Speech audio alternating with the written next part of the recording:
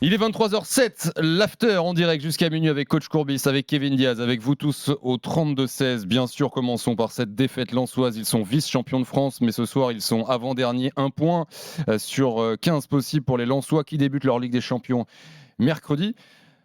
En fait, les semaines passent, les Lensois s'inclinent. La Ligue des Champions arrive, il y aura 3 matchs par semaine, ou 2, ça dépend des calculs.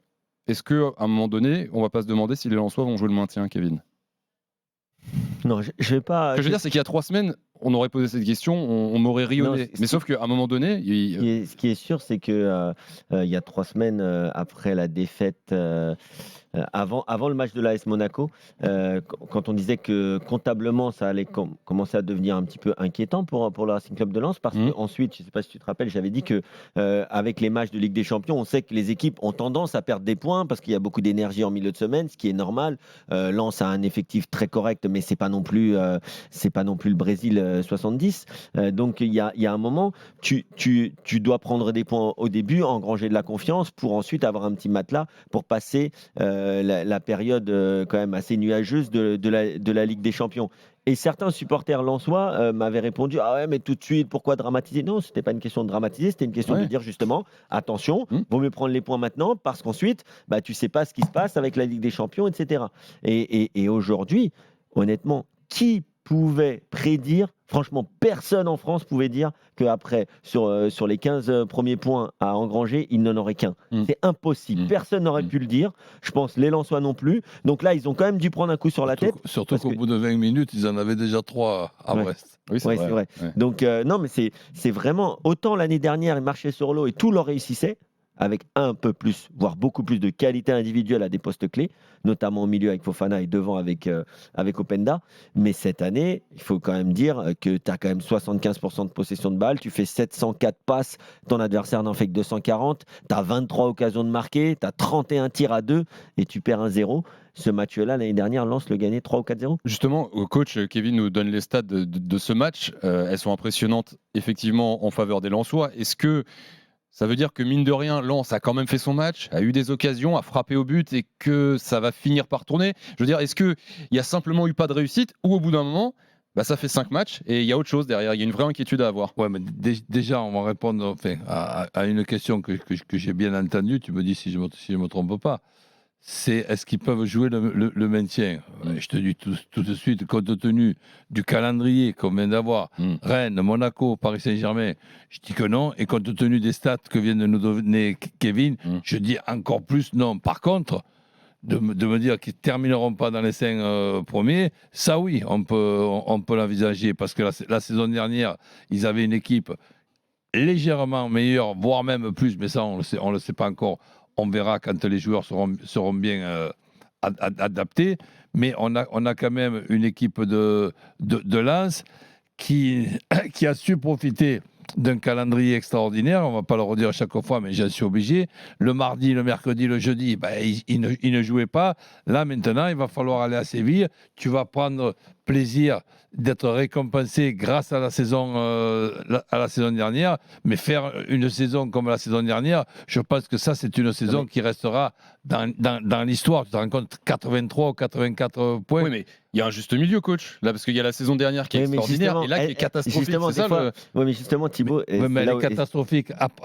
Après 5 journées, dans ces 5 journées, tu as quand même 3 adversaires redoutables. Oui, mais tu as Brest aussi. Non, mais ce côté, on le connaît tous, ce côté coach irrationnel du foot. L'année dernière, tout leur réussissait. Il y avait des matchs où ils n'étaient pas forcément extraordinaires. Ils ont eu une occasion et demie. Et ce qui est fou, c'est que quand tu regardes, je ne sais pas si cela vous l'a fait, moi j'étais là-haut, toute la deuxième mi-temps, je me disais, mais en fait, ils ne vont pas marquer. En fait, ils vont pas marquer. Dès qu'il y a le but de Wai, je me dis, mais il est hors jeu. C'est sûr, il est hors jeu. J'ai même pas vu l'arbitre de tout. Et en fait, il est hors jeu. Et il y a c'est le côté irrationnel. Quelqu'un qui connaît pas le foot dit, mais qu'est-ce qu'il raconte avec là? Mais il y a un côté dans ce sport où des fois, quand ça veut pas, ça veut plus pas. qu'irrationnel, moi, ce qui m'inquiète même, c'est au-delà de se dire, ça va pas rentrer parce que c'est pas leur soir. J'ai même l'impression qu'ils comme si eux-mêmes, dans leur tête, savaient qu'ils n'y arrivaient pas. C'est-à-dire que les 20 dernières minutes, c'est un festival de passes ratées, de centres ratés, de tirs n'importe où. Moi, j'attends avec impatience le match. Donc, c'est mercredi. Mercredi. Ouais. contre Séville à Séville. Séville, je crois qu'il est dernier ou avant-dernier. Ouais, il joue demain. Mais là, les Lensois, en ce moment, avec ce manque de confiance, le moral presque à zéro, il va falloir se remobiliser et jouer Séville, même si Séville est aussi dans une période difficile. Je ne sais pas du tout ce qui va se passer. Mais alors, pas du tout. Ce match ne me demande pas de le pronostiquer. Le vrai souci, c'est que le calendrier, et je pense qu'on aura des supporters lensois qui doivent être très déçus. Cyril, dans un instant. Et on va demander à Cyril, mais forcément, quand tu vois les adversaires des premières semaines, tu te dis, ouais, quand même, bon, là, Lens, ok, à part Brest, et encore qui est une belle équipe, mais bon, ils sont tombés sur des cadors, ok, ça peut passer, c'est difficile, début de championnat, tu as perdu Seko Fofana, tu as perdu Openda. Mais là, tu perds contre Metz, quand même, avec tout le respect que j'ai pour Metz, qui fait son match. Mais là, tu perds contre Metz. Donc là, tes supporters lensois, je dis pas que tu te dis que tu vas jouer le maintien, mais tes supporters, joueurs ou même entraîneurs, tu te dis ah ouais là quand même le début de saison il est vraiment catastrophique. Metz qui vient de perdre Mikotadze, un joueur très important, Mikotadze. Donc en plus de ça, tu rencontres ce Metz là. Mais ouais. C'est vrai que bon, c'est comme ça, il n'y a rien qui va. Vivement mercredi. Cyril, supporter lensois, est avec nous au 32-16. Salut Cyril. Oui, salut, bonsoir à tous, bonsoir. Salut Cyril. Bon Cyril, qu'est-ce que tu ressors de tout ça? On parle de manque de réussite, qu'est-ce que tu retiens toi de ce match ce soir là? Plusieurs choses, de la déception évidemment, surtout quand on a une saison comme l'année dernière. Je vais juste commencer par une aparté, à savoir de la déception envers certains supporters à la fin du match. Les sifflets à 5 journées du début du championnat, faut arrêter. Surtout quand sur les réseaux sociaux, ce sont des mecs qui viennent. Moi, je suis loin, je suis à 800 km, donc je viens pas toujours à Bollaert. Nous, je fais partie de ceux qui sont traités de touristes parce qu'on n'est pas à Bollaert tous les week-ends. Et c'est ces mecs-là qui sifflent ce soir, donc faut redescendre d'un cran. Par rapport à ça, je vais reprendre ce qu'a dit Franck il y a pas longtemps, Francaise, et qui disait si certains croient qu'on va faire la même saison que l'année dernière, faut redescendre tout de suite. Faut arrêter de se leurrer. Oui, mais Cyril, excuse-moi, j'entends. Là, il faut repartir, c'est une nouvelle saison, donc on repart à zéro. Après, effectivement, il y a un début de saison où on affronte des grosses équipes quand même qui produisent du jeu. Le match de ce soir, pour moi, n'est pas décevant, à part en termes de réussite, mais il n'est pas décevant en termes de construction de jeu. Effectivement, dans l'intensité, dans la volonté, on a deux petits jeunes qui envoient du lourd, qui sont Kuzanov et qui sont Eli, qui est jeune dans l'effectif et qui vient d'arriver et qui, malgré le manque de réussite, envoie du charbon. Donc pour moi, le match d'aujourd'hui est beaucoup plus abouti que les 4 autres premiers. Donc tout n'est pas acheté. Après, effectivement, c'est décevant, ça interroge, mais encore une fois, c'est une nouvelle saison. Il y a d'autres vice-champions, champions de l'année précédente qui ont fait un début de saison pourri. Il me semble, il faudra me corriger, mais il me semble que c'était Montpellier, quand ils avaient été champions de France, avait fait un début de saison l'année d'après complètement catastrophique. Donc au bout d'un moment, il faut raison garder. Oui, mais après, il y a quand même une personne dont on va être obligé de reparler dans ce début de saison, et c'est le grand absent, ou c'est celui qui vous manque, c'est quand même Seko Fofana. Parce que même si, bien sûr, les supporters lensois lui en ont pas voulu, parce qu'il avait une opportunité financière extraordinaire, mais aujourd'hui, on se rencontre aussi. Moi, j'avais eu cette discussion cet été avec Walid, où je disais attention, quand même, ils ont perdu Seko Fofana, ça va être très, très, très, très difficile. Il me dit ouais, mais l'année dernière, il n'a pas été aussi bon que l'année d'avant et tout, mais c'était quand même un sacré leader, un leader sur la pelouse, un leader dans le vestiaire. Il y avait vraiment une aura avec ce joueur-là, et puis c'était un rock sur le terrain. Et même quand il était moins bon, il avait quand même il instaurait cette peur vers la. Dans des périodes de match difficiles, il a quand même de temps en temps marqué un but qui était un but plus qu'important. Il y avait la frappe à 20 mètres qui faisait du bien à un moment donné. Bien sûr. Mais, et puis même Eli Wahi, c'est pas, je suis désolé, hein, même si Loïs Openda doit encore beaucoup progresser, il avait des lacunes et l'année dernière il a eu un petit passage à vide. Mais Eli Wahi, pour moi, c'est pas Openda. Mais Cyril, toi, au vu de ce que tu nous dis, t'es pas inquiet plus que ça finalement? Non, parce que parler de relégation, faut pas déconner non plus. Après, attention, je dis pas que vous allez jouer le maintien, mais c'est une Ligue 1 à 18. Hein. Donc tu pourras jouer le maintien un peu plus longtemps que tu avais prévu quand même.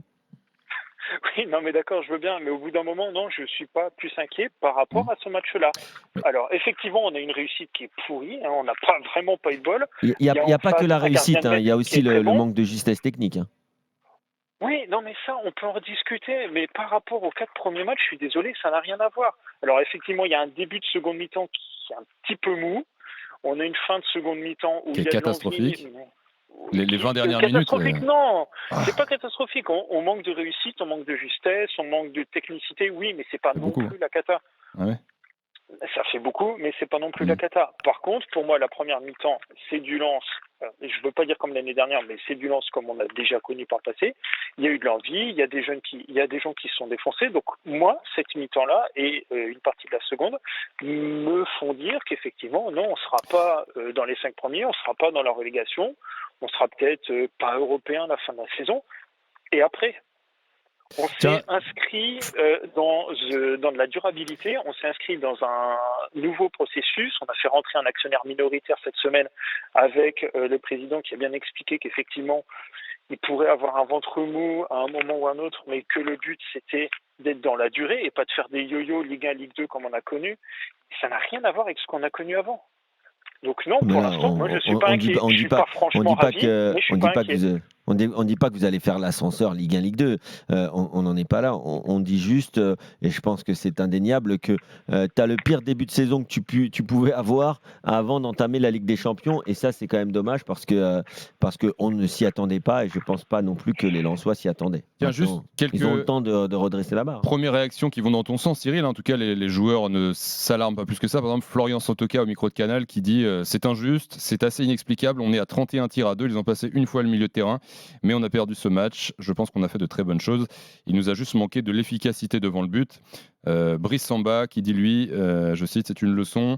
Une belle leçon, on passe une grosse zone de turbulence. On s'est parlé tous ensemble dans le vestiaire. On y croit, on va continuer à s'arracher. On sait qu'on n'est pas loin de faire tourner le truc. Est-ce que c'est des réactions c'est bien ça. Que vous comprenez Oui, c'est bien. Les joueurs sont là pour garder la tête haute et continuer de travailler. Si tu es dans un vestiaire et que, évidemment, que dans le vestiaire de Metz, ce sont les mêmes stats, mais à l'envers. Mais eux, ils s'en foutent.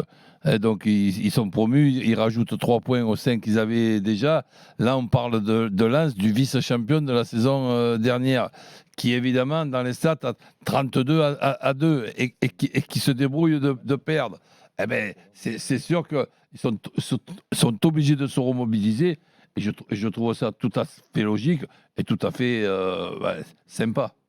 Vous êtes d'accord avec Cyril juste sur la deuxième période vous avez vu la même deuxième période que Cyril? Non, ils ont été décevants dans cette fin de match où il y avait toujours, il y avait aussi un Messin. Attention, il faut aussi parler du FC Metz qui certes n'a pas fait grand-chose, mais qui au final a quand même plutôt bien défendu. Et cette équipe lensoise, elle a manqué l'avant-dernier geste. Mais c'est souvent comme ça quand tu es dans cette période. Après, si on finit avec les statistiques, je regarde. Ils ont eu quand même une trentaine de possibilités, d'occasions. Je ne sais pas si on peut appeler 30 occasions, mais en tout cas, c'est comptabilisé comme tel. Mais ils ont eu que 1,61 d'expected goals. Ça veut dire qu'au final, des occasions franches, il n'y en a pas eu tant que ça. Hier, Nice, au Parc des Princes, à 1,95 d'expected goals, ils marquent 3 buts. Donc, tu vois, tu te dis pas non plus, il y a eu des immanquables ratés par les Lensois. Ils ont eu du mal à mettre hors de position cette équipe messine qui, certes, n'a pas proposé grand-chose et a beaucoup défendu. Je remercie Cyril d'avoir été là au 32-16. Merci Cyril, à bientôt dans l'after. Bonne soirée. Salut Cyril. Bye bye Cyril. À très vite sur RMC. Daniel nous appelle également au 32-16, supporter lensois. Salut Daniel. Bonsoir, vous allez bien? Écoute, salut, nous, ça va pas mal, mais toi, dis-nous. Moi, je suis un peu partagé. Je sais pas trop quoi penser de ce match. T'étais au match? Non, j'étais malheureusement, je suis expatrié en Bretagne. Ok. Et ça reste la France. Du coup, ma copine regarde le match à la télé avec moi. D'ailleurs, je mets une jolie dédicace parce qu'elle subit mes colères quand je vois les attaques de Lens.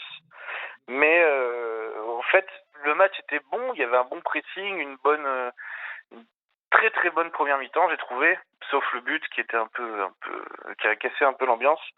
Mais un Kouzanov que j'ai trouvé incroyable. Oui, l'Ouzbek, le défenseur de 20 ans qui remplaçait Medina ce soir. 19 ans, il est incroyable ce gamin. Même après avoir fait une erreur, il retourne se battre, il est exceptionnel. Et j'ai vu une équipe intéressante, mais offensivement, de toute façon, là, on aurait pu avoir R9, Thierry Henry et Erling Haaland devant, on n'aurait pas marqué. Je ne suis pas sûr de ça personnellement. non, mais je vois où tu veux en venir, mais ça même dépend. Si c'est R9 d'aujourd'hui, voilà, tu peux dire. Même R9 d'aujourd'hui, il marque. Mais non, mais attention. Aujourd'hui, certes, je vois où tu veux en venir. Mais pour moi, il y a quand même un manque de justesse dans le dernier geste, dans les derniers déplacements, dans la dernière passe. C'est pas qu'une histoire de manque de réussite. Il y a aussi peut-être un manque de confiance, j'en sais rien, je sais pas. Mais cette équipe lensoise, elle n'a pas grand-chose à voir avec celle de l'année dernière quand même. Et j'entends les arguments du calendrier, Daniel, et c'est ce que nous disait Cyril juste avant, Kevin en parlait, c'est vrai que le calendrier était très difficile, PSG, Rennes, Monaco, mais là c'est plus valable, quoi. Ce soir t'as Metz, t'as le promu, tu fais pas un bon match, quoi. Non, mais non, le match tu dois le gagner avec la possession de balle que t'as, le nombre de tirs que t'as là, il y a même pas 10% de tirs cadrés, même pas 10%. Même pas un tiers de tirs cadrés. Ah ouais, ça fait plus de 33%, quoi. Ouais, voilà, mais même pas. Il y a 31 tirs pour 9 tirs cadrés. Ouais. 10 cadrés, pardon. Et il compte le but, bref, j'ai même pas envie de le savoir. Le nombre de corners, j'ai une stat un peu effrayante. Ah, vas-y. Daniel Opta. Depuis 27 corners d'affilée, en comptant Rennes, Monaco et Paris, les corners ont été stériles. Et je compte même pas les coups de pied arrêtés parce que j'ai même pas la stat. Les coups de pied arrêtés, c'est une catastrophe. C'est Fulgini qui tire les coups de pied arrêtés. Si c'est le meilleur tireur de coups de pied arrêtés à Lens, il faut les bosser. Je sais pas ce qu'il faut faire, mais il faudra. Daniel, j'espère rencontrer Fulgini parce que j'ai 2-3 ballons qui sont arrivés dans mon jardin. J'ai à lui faire signer. Ah oui, carrément, jusqu'en Bretagne. Non, mais je suis un peu. Excusez-moi, je suis un peu énervé vu. Non, mais bien sûr. Les attaques qu'il y a, mais. Et cette Ligue des Champions qui arrive mercredi, le match contre Séville, est-ce que tu dis que finalement, peut-être la meilleure nouvelle, c'est que pour le coup, tu as de la chance avec le calendrier, c'est que tu affrontes une autre équipe qui est au fond du trou, quoi, le dernier de Ligue 1. Mais je veux même pas y penser. La Ligue des Champions, la Ligue des Champions, on est content d'y être, mais on va pas se mentir, on n'a rien à y foutre. L'année dernière, on fait une saison exceptionnelle. Elle est incroyable, la saison. Mais Marseille tombe un moment. Nous, ok, on marche sur l'eau, tout nous réussit, on tire du parking, ça rentre. Mais on va aller en Ligue des Champions, c'est très bien. Je suis très très content d'entendre la petite musique. Tiens, Daniel, excuse-moi, je te coupe. On essaie d'écouter une première réponse de Francaise en direct à Bollaert. Je sais pas si j'ai quelque chose à rajouter, Joël. On n'a pas entendu la question. Ouais. Rajoute, s'il te plaît. En tout cas, c'est bien résumé la situation de ce match. Ouais. Je pense qu'on a fait une bonne. Je peux pas dire une très bonne première mi-temps parce que pour que ce soit elle aurait été très bonne si sur leur seul tir on n'avait pas encaissé ce but et que sur nos 4 ou 5 occasions de la première mi-temps on ait pu en mettre une au fond. Ce qui aurait été évidemment notre match. Voilà. Après, ça n'a pas été puisqu'on était mené à 0 à la mi-temps. Et puis il y a un adversaire qui a encore plus reculé. Et là, vous l'entendez, on a des problèmes de son malheureusement en direct depuis Bollaert, Francaise au micro de même le son, il passe pas. Rien ne va. C'est pas une soirée lensoise. Allez, Lens qui ira à Séville mercredi 21h pour son premier match de Ligue des Champions. Les Lensois, je le disais, avant-dernier, 1 point. Si demain Lyon prend 1 point, Lens sera dernier de Ligue 1. Les Messins sont 6e ce soir, 8 points. Après 5 journées. Évidemment, en Metz, on joue le maintien, hein, c'est pas un secret. Ils ont perdu Miko Tadze. Qu'est-ce que vous avez pensé de la prestation? Parce qu'il y a quand même beaucoup à dire. Ils viennent gagner, mais ils ne font pas un super match non plus. Grande solidarité quand même. Donc des joueurs qui sont sur la lancée de la saison dernière, parce que c'est quand même extraordinaire pour un joueur de jouer la montée et de réussir à monter en première division. Et là, sur la lancée, ils se servent un petit peu de cette saison dernière qui a été une saison extraordinaire parce que c'est juste dans les dernières journées qu'ils ont réussi à terminer dans les 2 premiers. À doubler Bordeaux. Et ça, c'est un souvenir qui, obligatoirement, est encore dans les têtes de ces joueurs. Kevin, moi, j'ai bien aimé la défense ce soir. Ouais. forcément. Oukidja, énorme match. Hein. Ouais, Oukidja, bon, même Il fait Kandé. 10 arrêts ce soir. Stat, c'est rare. Hein. Ouais, c'est vrai. C'est vrai que c'est rare. Ouais. Et Kandé, il a été très bon dans son duel avec Wai. D'ailleurs, il a fait un peu péter les plombs à Wai, qui est quand même, des fois, il démarre vraiment quart de tour quand même. Et Wai, il faut qu'il apprenne, même si c'est un jeune joueur, il faut qu'il apprenne à gérer ses émotions, parce que sinon, ça va être difficile pour lui, le très très haut niveau. Et puis voilà, cette défense avec Erel, avec Udol, toujours quand même au rendez-vous. En tout cas, ce soir, ils ont vraiment été bons. Ils ont réussi à contenir, certes, ils ont concédé des tirs et des occasions, mais ils ont vraiment bien réussi à contenir cette équipe lensoise. Udol, d'ailleurs, à la passe D, hein, son centre pour le but d'Assoro. Je remercie Daniel d'avoir été avec nous ce soir. Bonne soirée en Bretagne, Daniel. Hein, bien. Bonne soirée à Salut. vous. Et puis encore merci à ma copine de me soutenir quand je crie devant ma télé. Écoute. Exceptionnel. Hein. Vraiment, on a de la chance de les avoir qui nous laissent crier devant les télés. Quoi. Ouais, t'as raison. Salut Daniel. Salut les gars, Daniel. bonne soirée. À bientôt, bye bye. Tiens, quelques messages sur le direct studio. Clément écrit Lens me rappelle un peu Nantes en 2002, année post-titre de champion. On avait débuté la saison par 12 ou 13 matchs sans victoire en D1, mais on avait réussi à sortir d'un gros groupe de phase de poule de C1. C'est tout ce qu'on souhaite aux Lensois. Ils peuvent avoir un tout autre destin en Champions League, hein, ça peut être le cas. Et Cairo écrit Metz va jouer l'Europe cette saison. Cairo. Peut-être que. Ouais, il va jouer la Coupe d'Or. Peut-être. Hein. Contre Séville. Ouais. Ah oui, non, pas Metz.